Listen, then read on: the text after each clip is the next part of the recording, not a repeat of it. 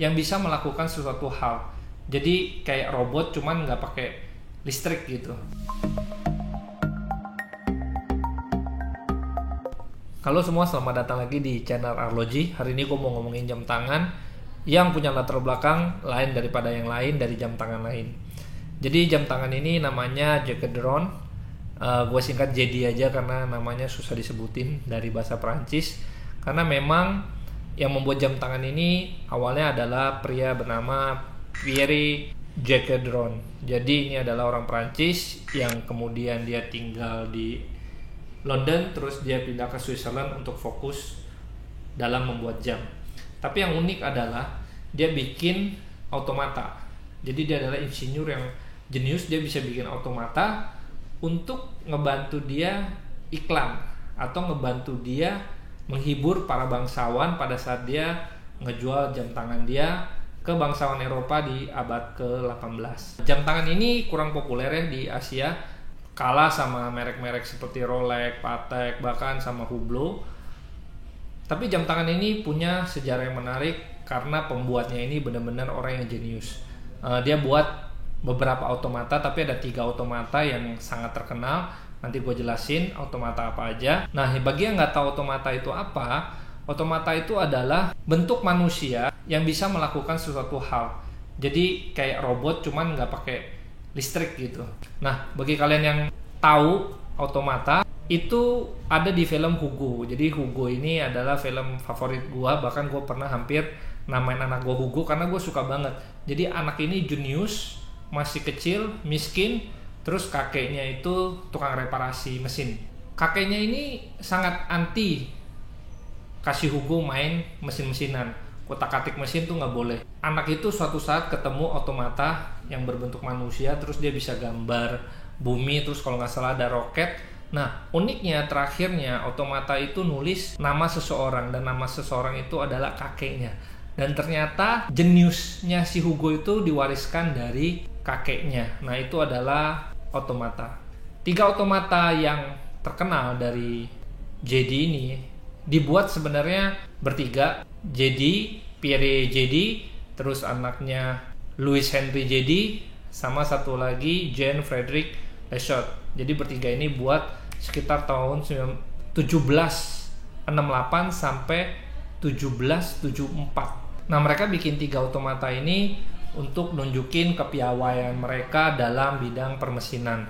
Nah, yang pertama adalah The Musician, yang kedua adalah The Draftman, yang ketiga adalah The Writer. Nah, gue ceritain satu persatu bonekanya itu seperti apa. Nah, boneka pertama adalah The Musician. Jadi musician ini adalah boneka perempuan yang bisa main organ. Jadi organ ini bunyinya itu nggak dari musik box atau rekaman, tapi benar-benar dari tuts-tuts yang dipencet sama boneka itu. Dan ngerinya lagi, boneka itu pada saat mainin tutsnya matanya ngikutin tangannya. Terus dada dari boneka itu seolah-olah bernafas, jadi dadanya bisa bergerak. Jadi bisa dibayangin dia bikin boneka yang mengilustrasikan orang sebenar-benarnya gitu. Boneka ini terdiri dari 2.500 bagian.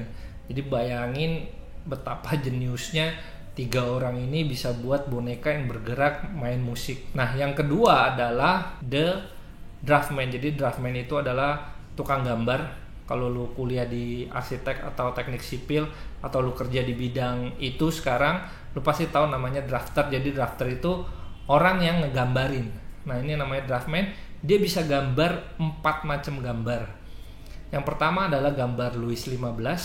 Yang kedua adalah pasangan bangsawan yang diduga itu adalah Marie Antoinette, ya terkenal banget, dan Louis ke-16. Terus yang ketiga adalah gambar anjing, terus ada tulisan Mon Toto, artinya my dog. Terus yang keempat adalah gambar peri yang di atas kereta, tapi ditariknya bukan sama kuda, ditariknya sama kupu-kupu.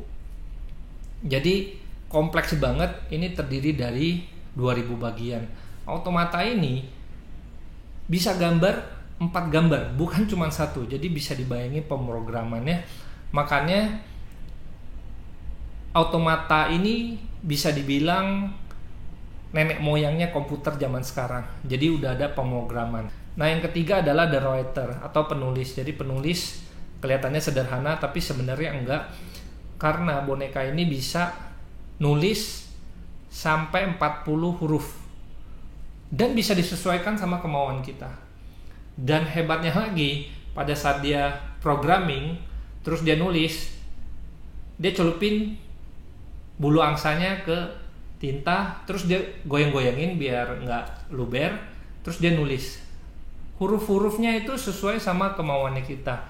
Bayangin, tahun 1700 orang udah bisa bikin program kayak gitu. Makanya ini bisa dibilang nenek moyangnya komputer. Bahkan puluhan tahun sebelum Charles Babbage yang disebut bapak komputer.